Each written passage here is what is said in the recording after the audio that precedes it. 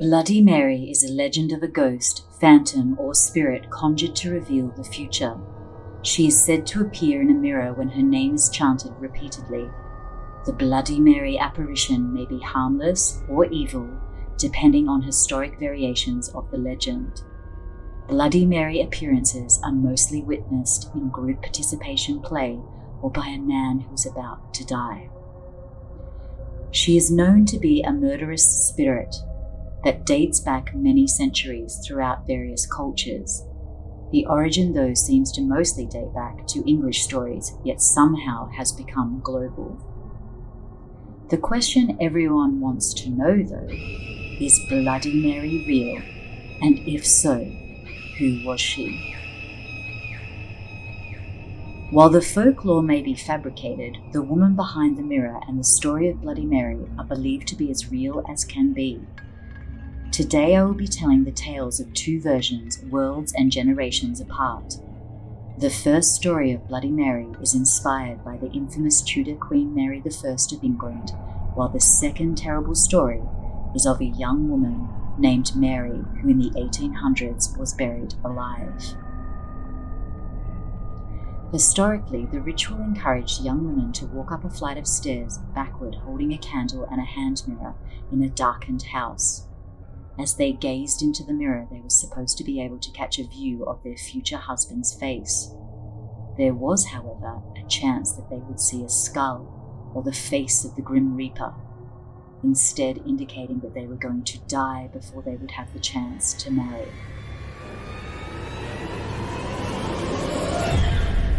Due to the disturbing nature of this content, viewer discretion is advised. If you like your stories full of intrigue, whodunit, and unexplained true horror, then you made it. True Horror Podcast is all that. Pull up your bed covers, turn off the light, and get ready to hear the bizarre, the mortifying, and supernatural tales where you decide if there's truth in what you hear.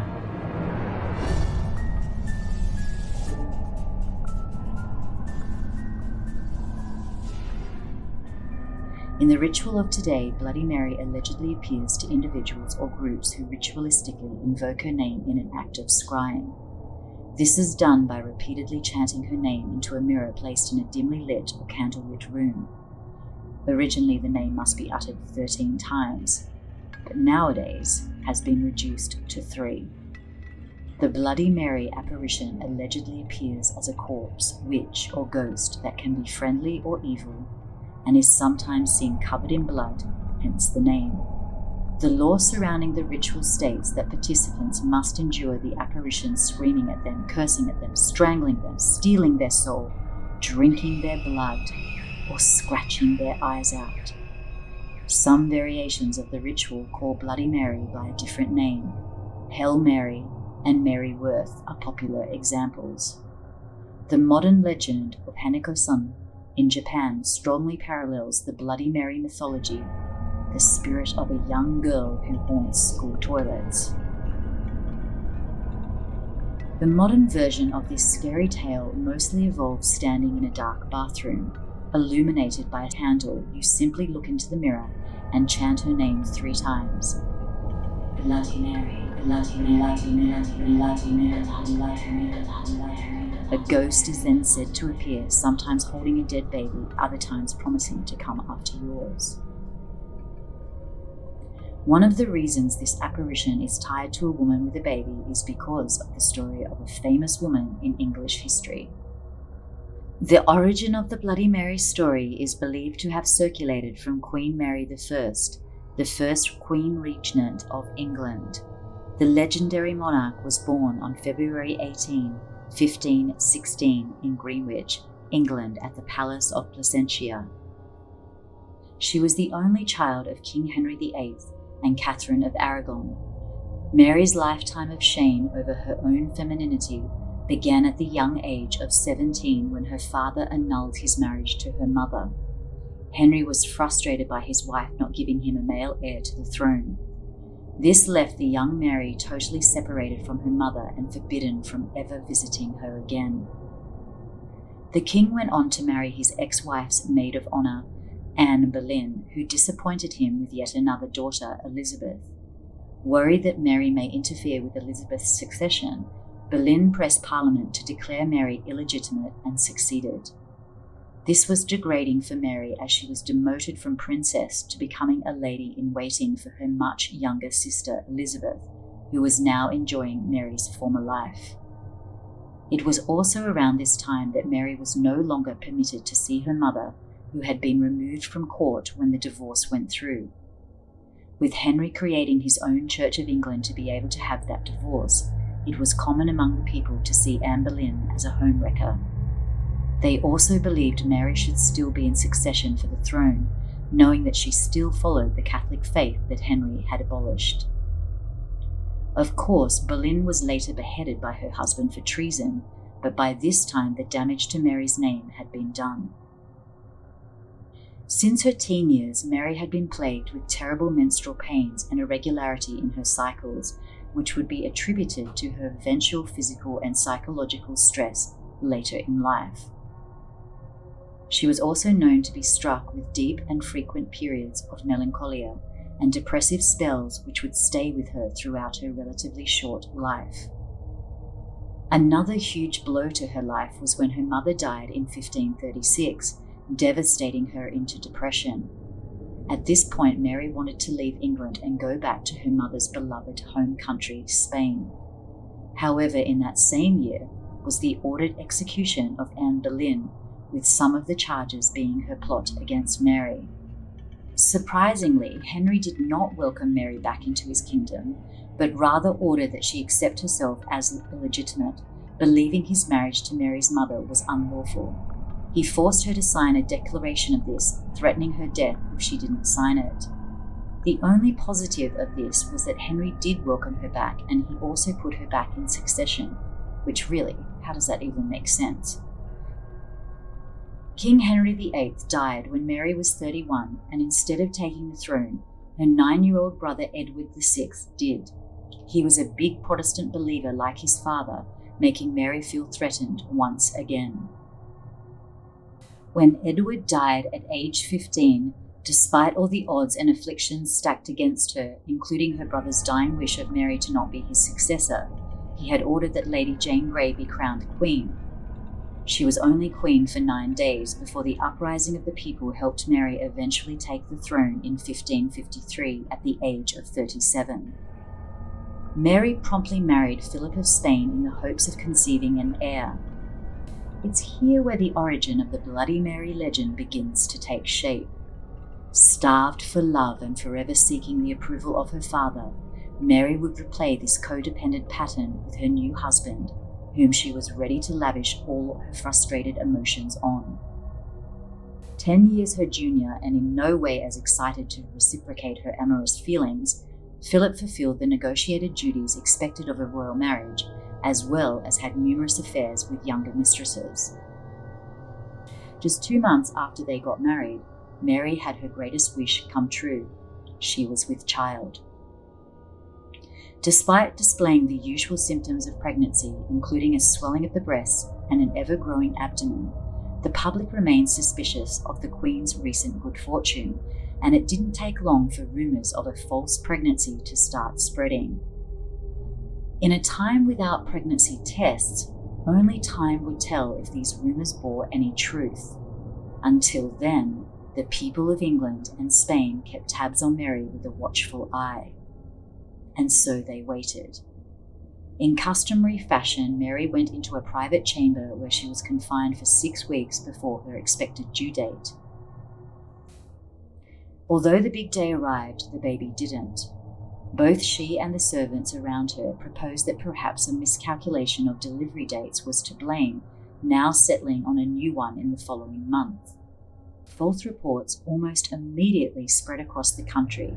Some claimed their queen had delivered a boy, and all was well, while other nastier rumours began to circulate that she had simply died in childbirth, or that her swollen midsection was symptomatic of a tumour rather than a pregnancy. Despite the world of gossip growing around her, one thing could be confirmed. After the second due date had come and gone, Mary's belly began to shrink. Unable to explain or understand what was happening to her body, she continued to wait as those around her slowly lost hope. 2 more months came and went as her doctors extended the birth date even further. By the 3rd month, Mary finally left the confines of her chamber, childless and alone like never before. She believed that God was punishing her, and something really changed within her from this point. Already feeling distant from the kingdom, Mary began the rampage that would give her the title of Bloody Mary. At the time of Mary's pregnancy, the people of England were divided between Protestants and Catholics. Mary was determined to unite her people under the true religion of the land. She took action by signing an act shortly before Christmas in 1554 that would result in the Marian persecutions, in which an estimated 240 men and 60 women were sentenced as Protestants and burned at the stake, earning her the name Bloody Mary forevermore. Things didn't stop there though. Mary also would have women who were pregnant burnt at the stake if she believed them to be heretics. Remember, Queen Mary's reign was only 5 years. To this day, the tale of Bloody Mary, Queen of England, remains one of the most infamous cases of supposed pseudocyesis, or phantom pregnancy. A rare and mysterious condition, pseudocyesis, occurs when a person so determined to become pregnant actually tricks their own body into believing that it is, hence the appearance of physical symptoms and even a discontinuation of the menstrual cycle. Another possibility in Mary's case could be endometrial hyperplasia, often a predecessor to uterine cancer, which can be backed by reports of Mary's low appetite and a lifelong history of menstrual irregularity. Years later, Mary announced herself pregnant again, although this time even her own husband remained unconvinced. Assured by the sure signs of pregnancy, she was later confirmed to have entered menopause and yet again did not deliver a baby. She died the next year at 42, presumably of uterine or ovarian cancer. Her name can still be heard today, chanted by children in dark bathroom mirrors the world over, all hoping for a terrifying glimpse of the ghost with no understanding of the real story of Bloody Mary. Most of the time she is seen alone in the mirror, and at other times holding a baby in her arms.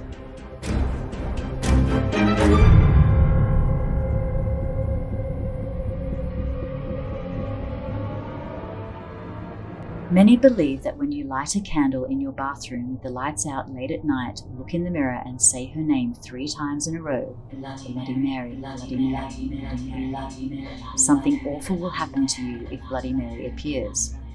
Maybe it will be with your eyes scratched or claw marks all over your body, or the possibility that you will be forever trapped behind the glass of the mirror for all eternity.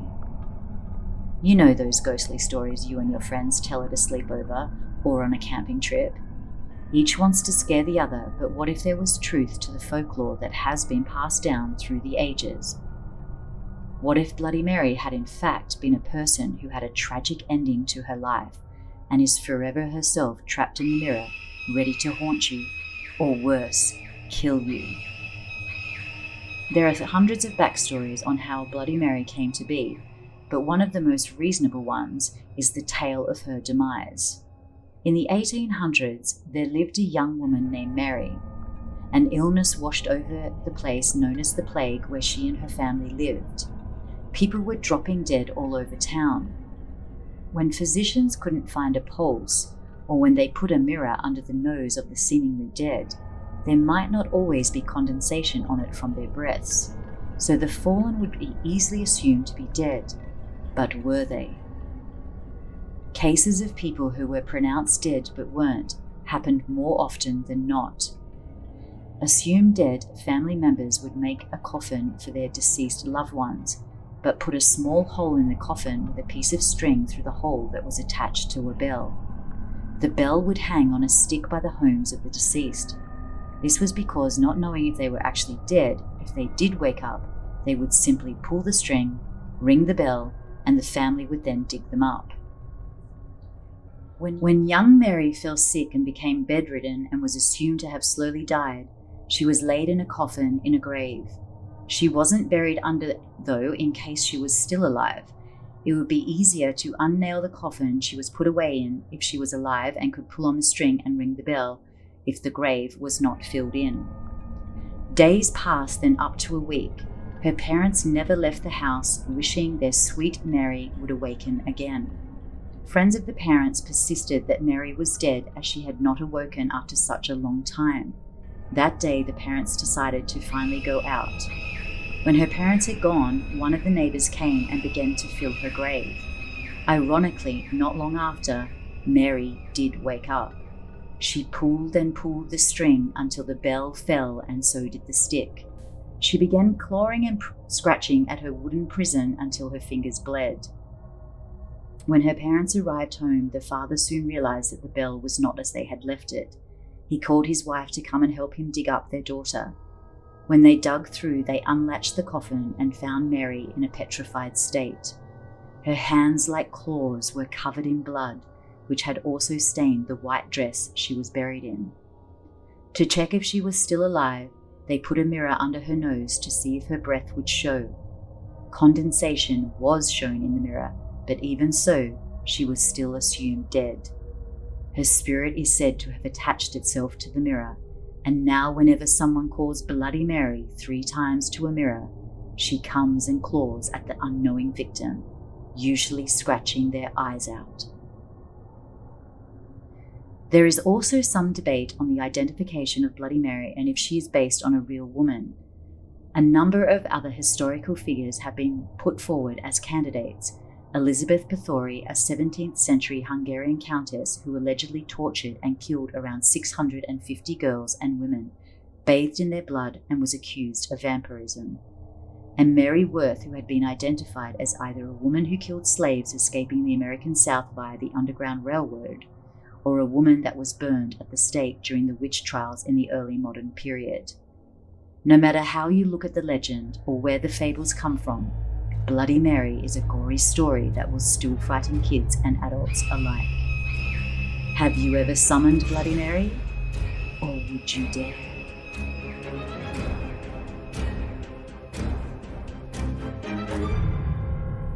You know what to do, that 5-star review. Or you can swing by YouTube to comment and like.